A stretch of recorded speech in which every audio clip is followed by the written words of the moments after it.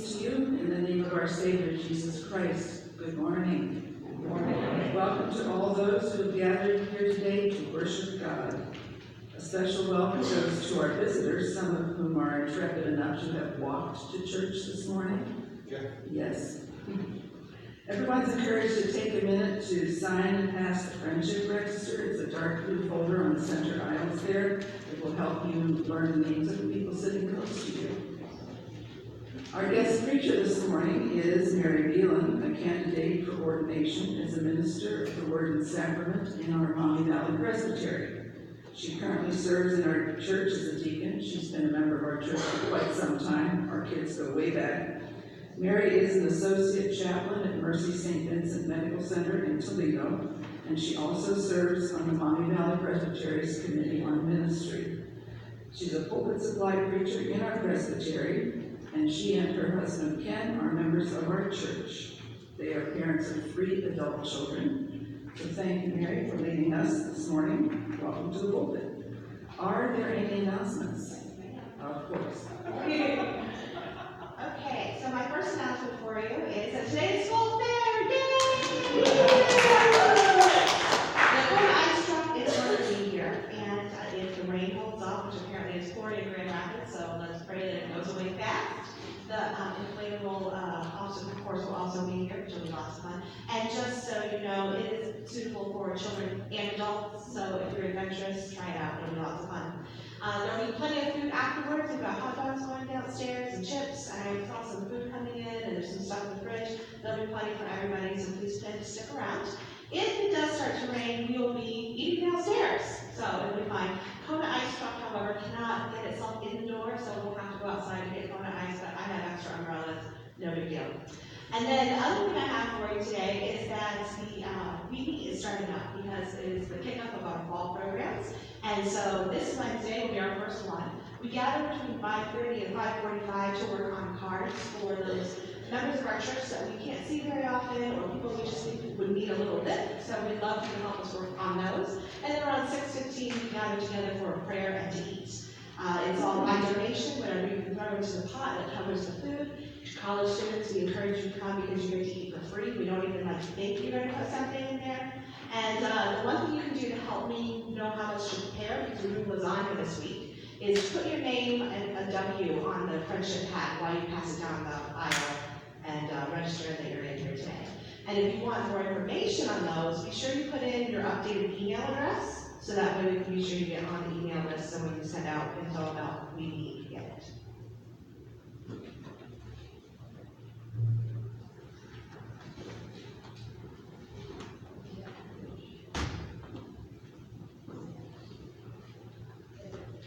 Next week, the whole day, we're inviting you to think green and to come to a discussion after the service to help us think green. We're talking about things to help the church do its part to take care of the earth. Programs, worship service, facilities, outreach, outdoor spaces, recycling, anything you can think of. So we'll tell you what we're about and also seek your ideas on how we can be greener.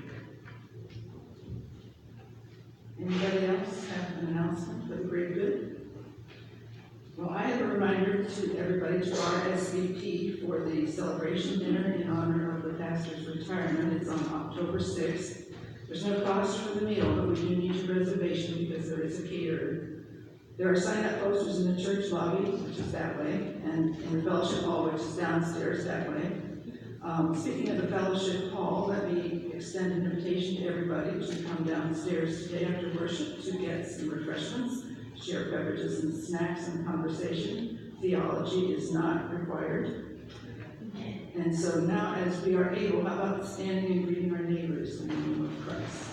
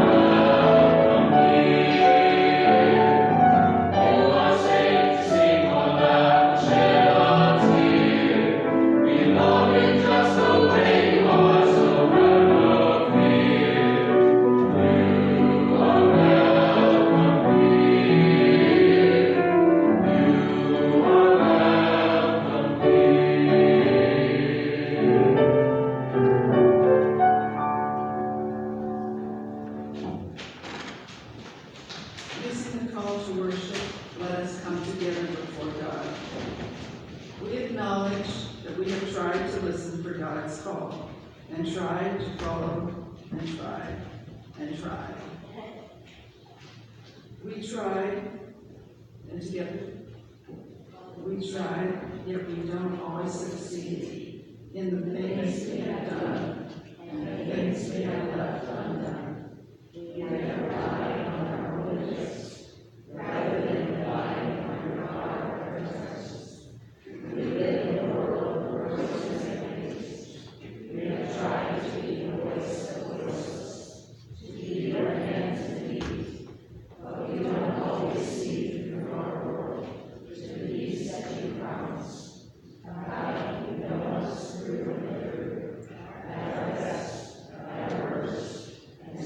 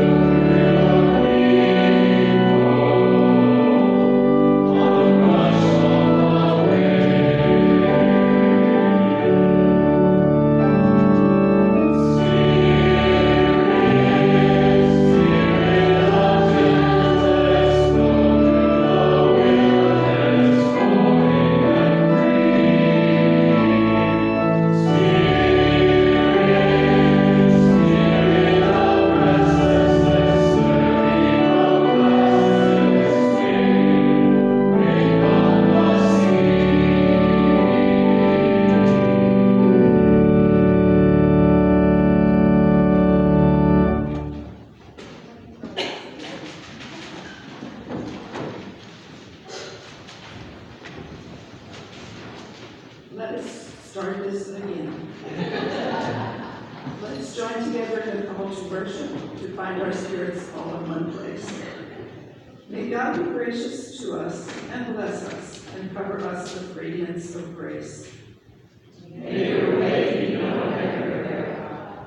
May the hidden places of our hearts, in the comfort of our homes, in every corner of our world, in the farthest reaches of creation, you transform us, you heal our lives, you renew the earth and every creature. Let us praise you to shake the rafters with songs of joy. Come now, Holy Spirit, let us worship and rejoice in you. And we sang beautifully our hymn. So shall we go forward to a prayer of confession, because we know that God will welcome our loving confession. We acknowledge that we have tried to listen for God's call and tried to follow. We tried, but we don't always succeed in the things we have done and the things we have not done. We have relied on our own wits rather than relying on your power and presence. We live in a world of gross iniquities. We have tried to be the voice of voiceless, to be your hands and feet, but we don't always see through our world to the peace that you promise. God, you know us through and through, at our best, at our worst, and still you seek us out.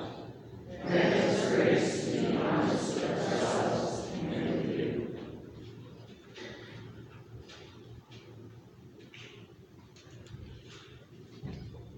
God holds out a vision of hope and harmony and healing. It is ours again today. What we confess no longer has power over us. In Christ, we are forgiven. Thanks be to God.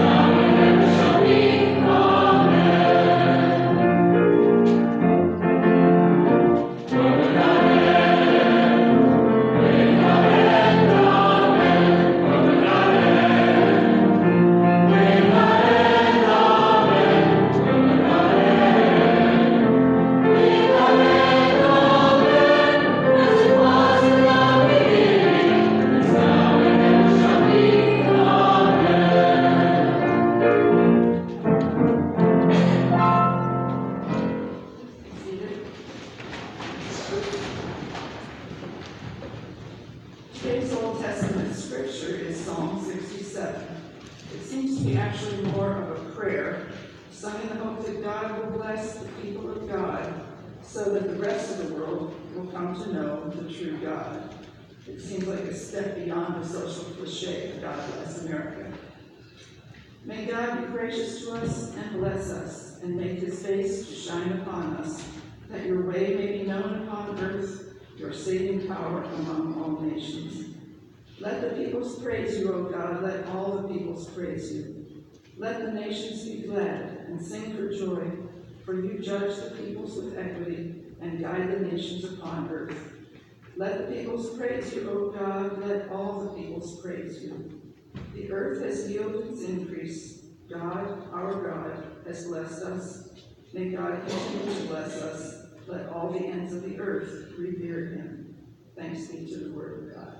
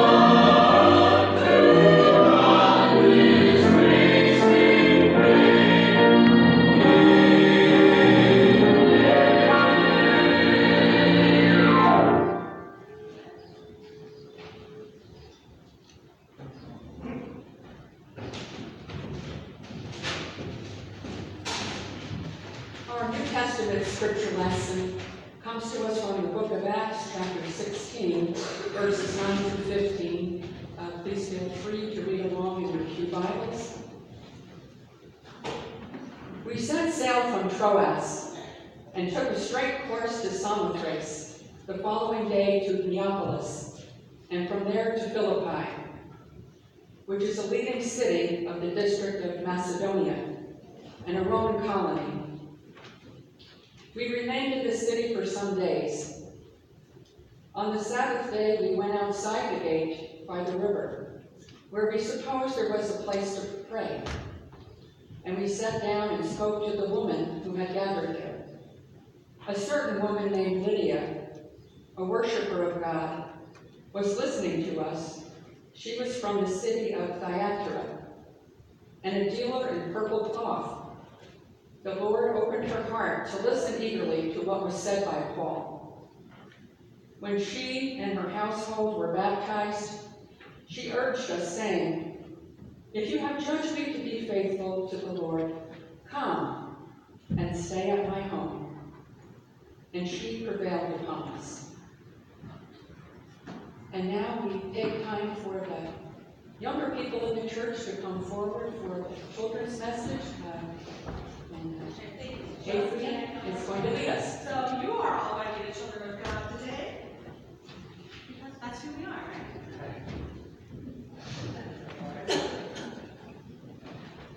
Oh, thank you. So Daniel, good to see you today. Thanks for coming. All right, so you all can participate too, because looks like you're all my lonesome. Okay, Daniel, have you ever heard of some stories in the Bible where God is talking to people? I can think of one right off the top of my head. Okay, how did it happen? The story of Moses. Story of Moses. Okay, what happened? Hey, how are you? How are you, Charlie? I'm glad to see you. All right, story of Moses. Yes, when he was dating the, yes. Okay. Where did God talk to him? There's the mountain of Zadra. Oh, he's fancy. The mountain. Good job. Where else did God talk to Moses? Can you think of another way that God was talking to Moses? I mean, wait, no, I was thinking of the the ark, but that's Noah. How about the burning bush? The burning bush. How about some dreams? Can you think of anybody who God spoke to in dreams?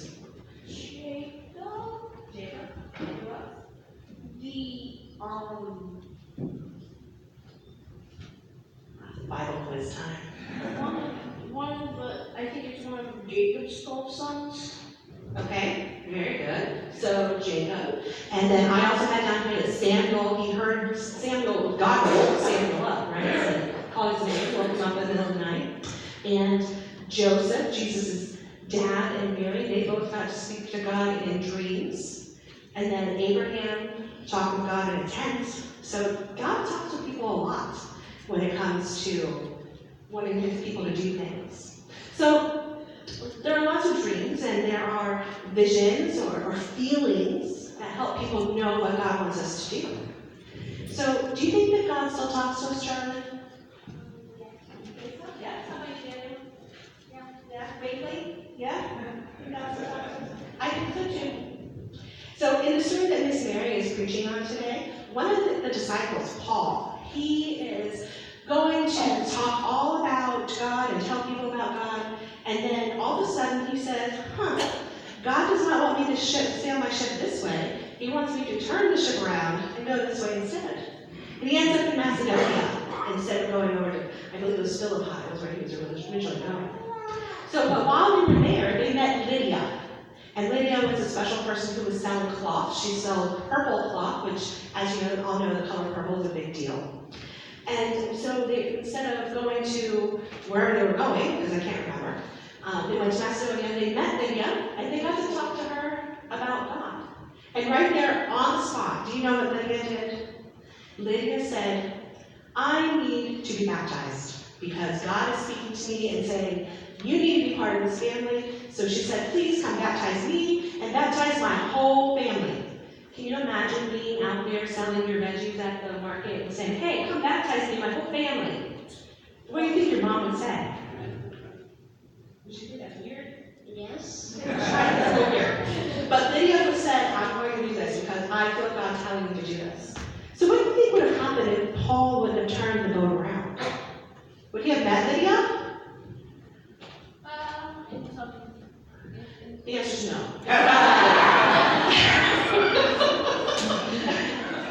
The answer is no. He wouldn't have met Lydia at that time. If he would have met Lydia at that time, she would not have had that feeling to be baptized and introduce God to her whole family, right?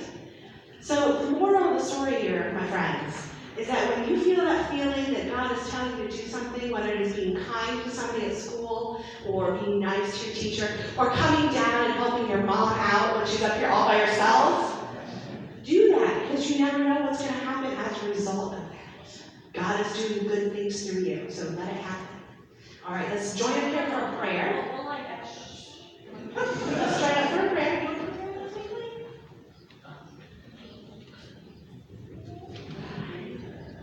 I don't know. I need a hand.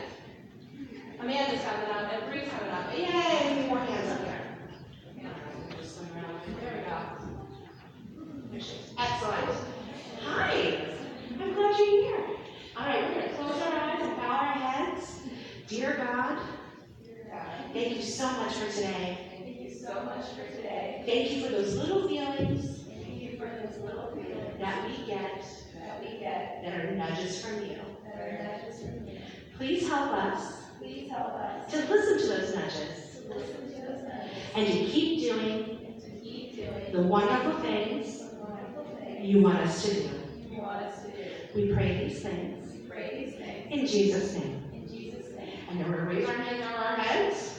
And all people say, Amen.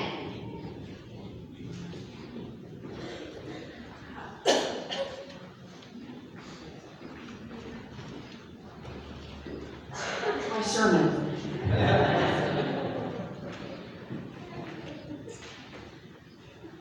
The book of Acts, filled with so much.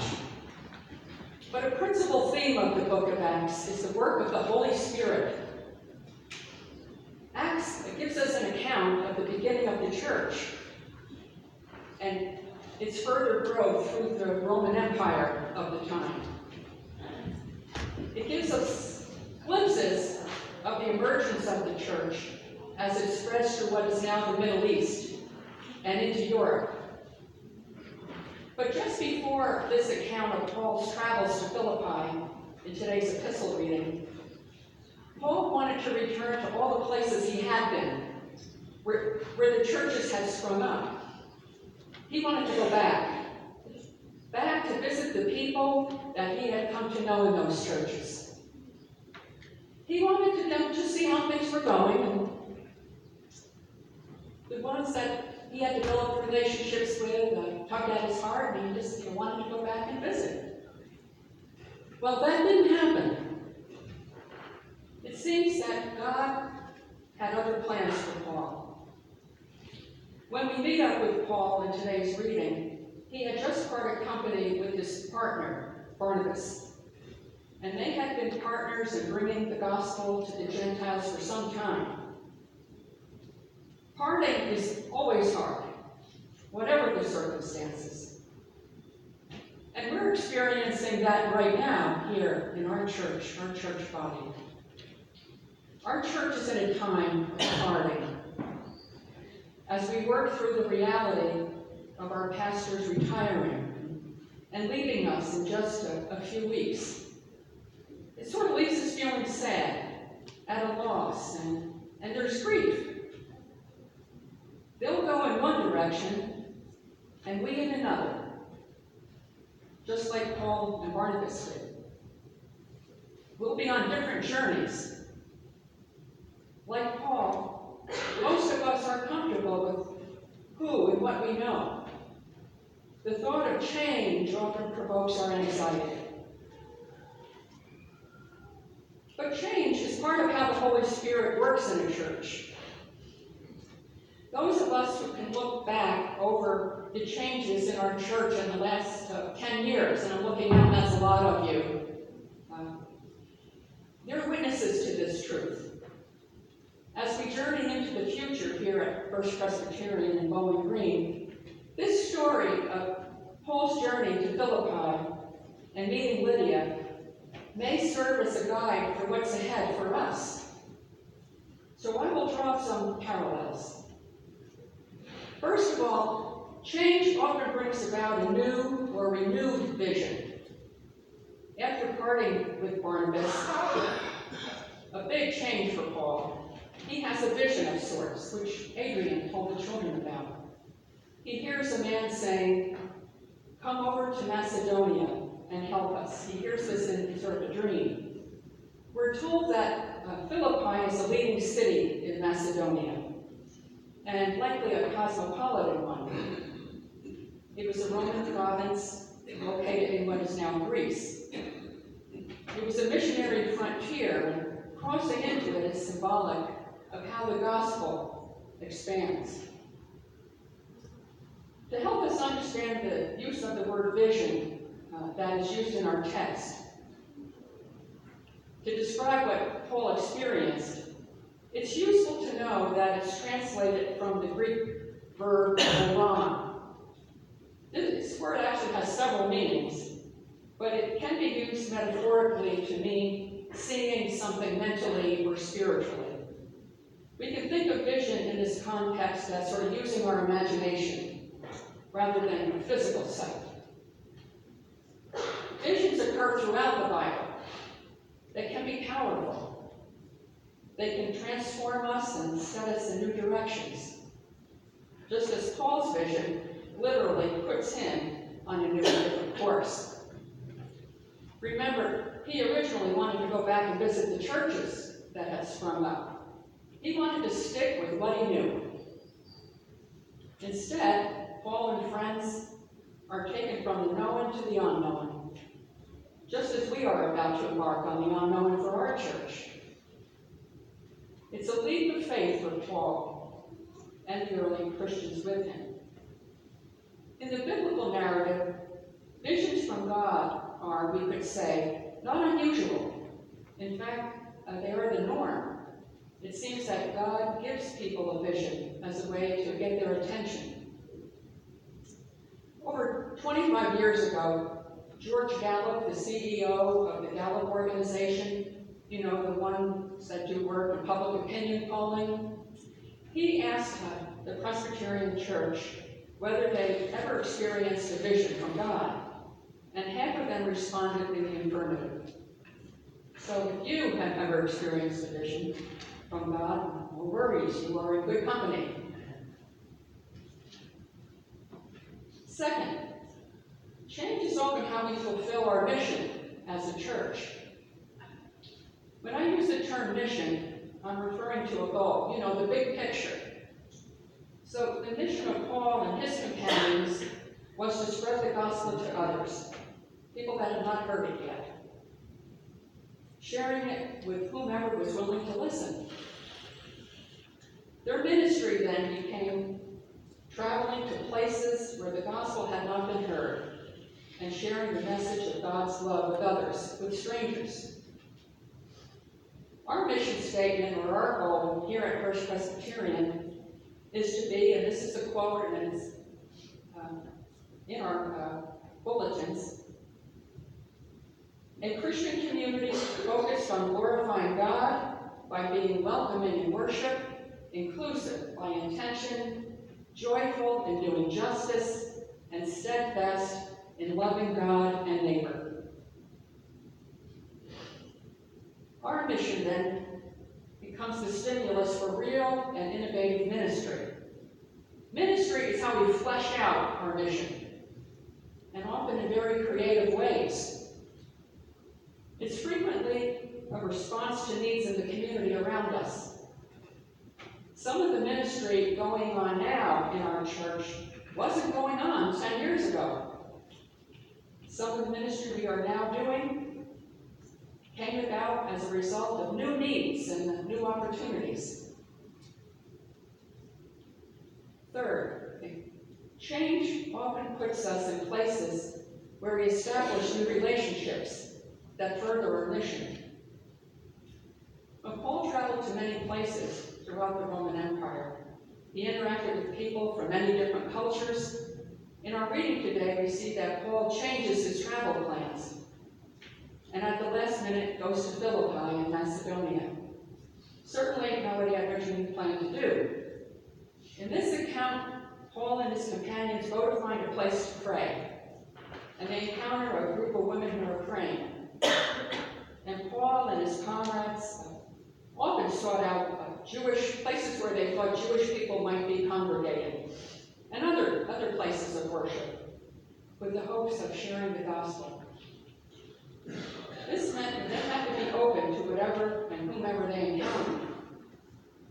In this account, it does seem a bit unusual that Paul would sit down to talk to a group of women, as there's no other account quite like this in the story of Paul's journeys.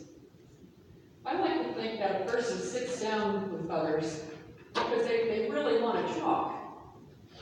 They want to have a conversation, and they're interested in what you have to say. It's more than, hello, how are you? Good to see you.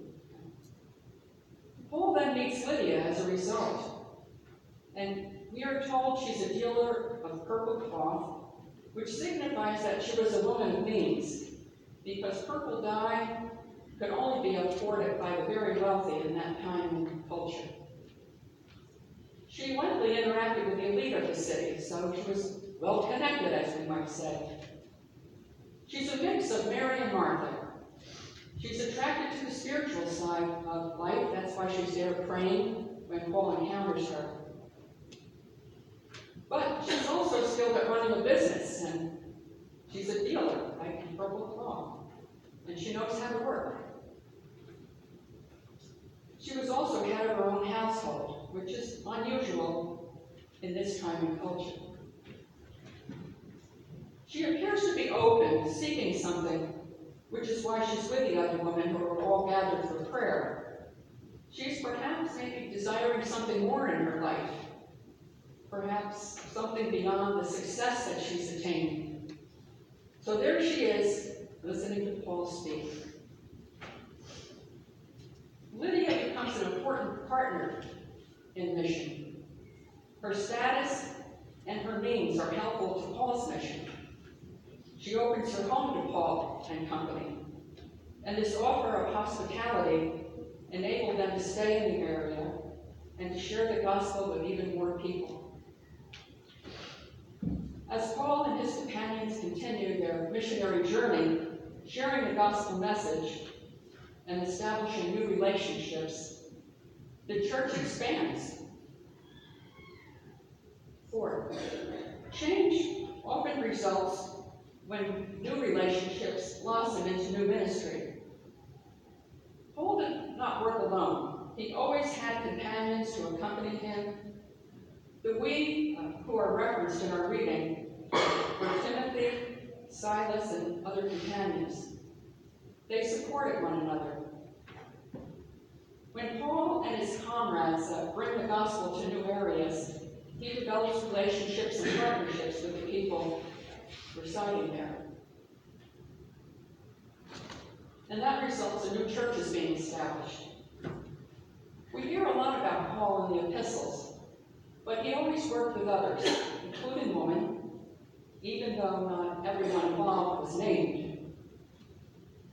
Lydia invites Paul and his companions to stay in her home, a very generous act of hospitality to those who are strangers to her. It was the relationships that formed between Paul, his companions, and Lydia that enabled her to reach out in ministry to them, and it allowed them to stay on. And we don't do ministry alone either.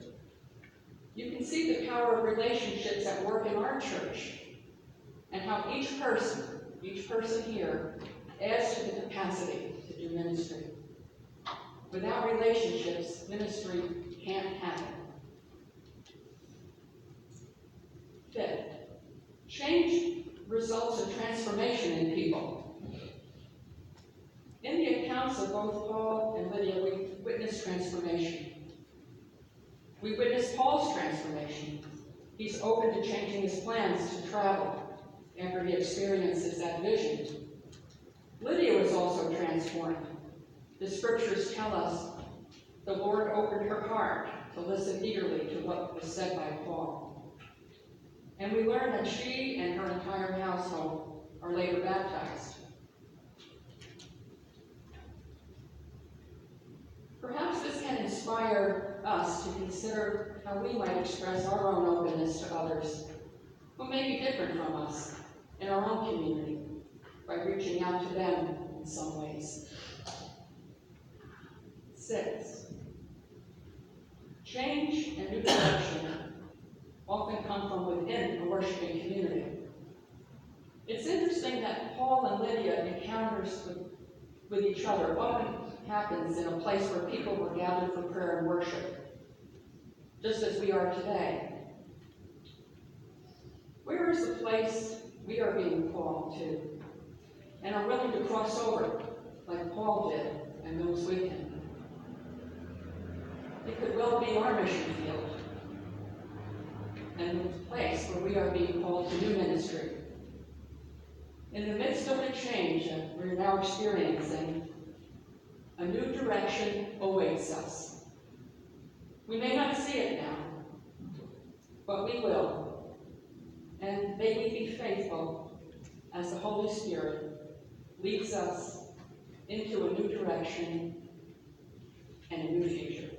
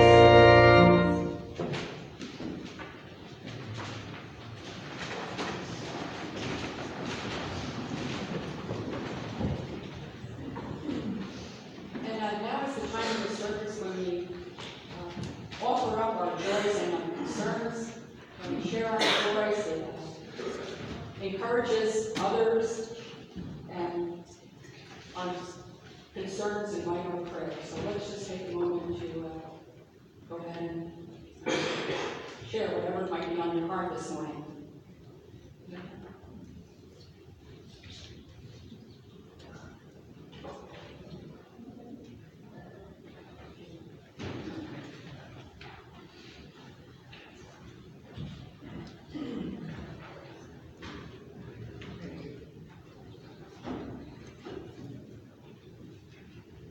It's a joy to have so many of our student scholars, but it's a special joy today because it's Hannah's birthday.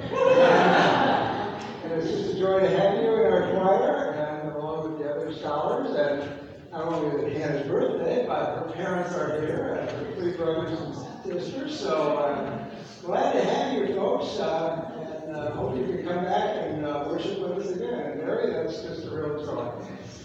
We sang for downstairs. We won't sing to you again. Just nice.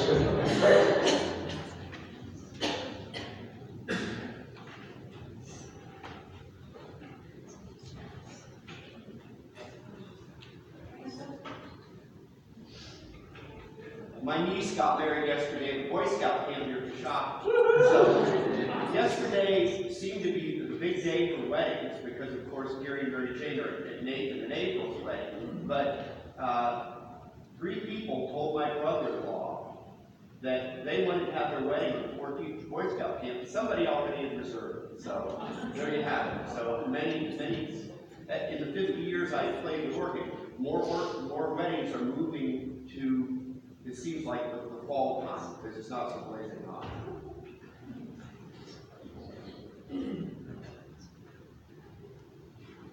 I have a concern. I have some friends going through really rough times right now, so I have several friends that have reached out to me about things, so just prayers for those people unnamed.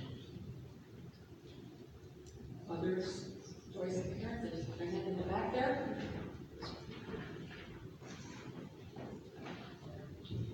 So I am in charge of planning an event at BGSU, and this week I got a huge lesson in, it's a beginning of a lesson, I should say, in learning to rely on other people and not try to rely on myself. So that is a praise, and praise that I have help, and praise that I'm learning what I think would be a very valuable lesson.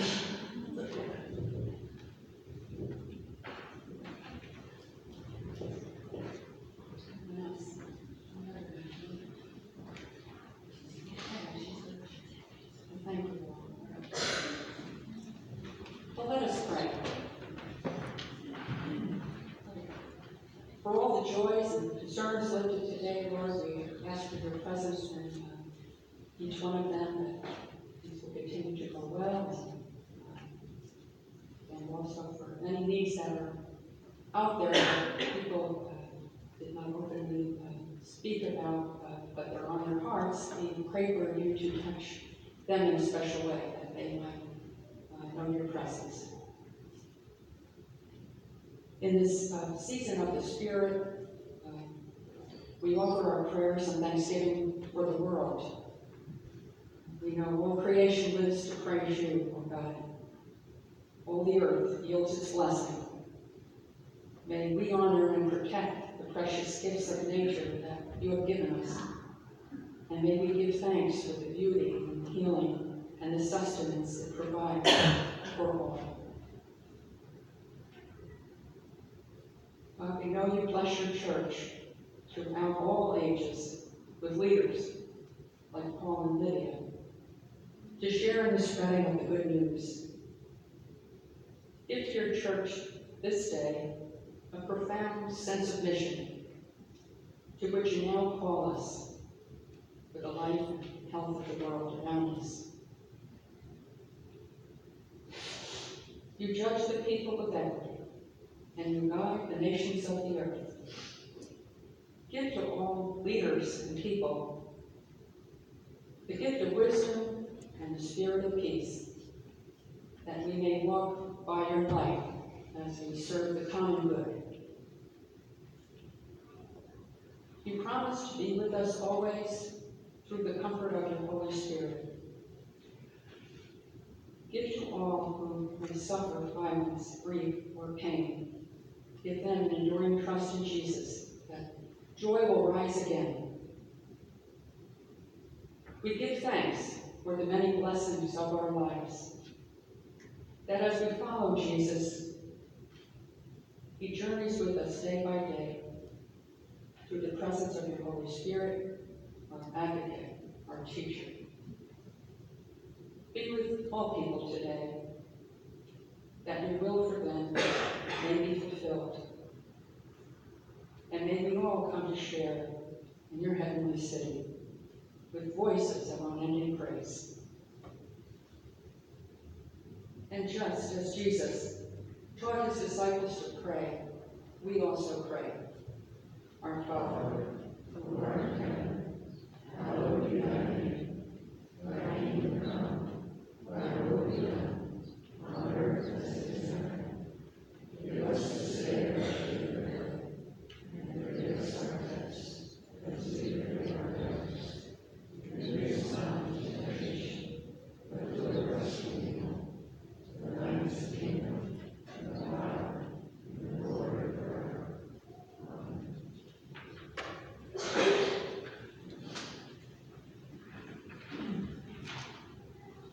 Beloved, freely we have received God's blessings. Let us now freely give.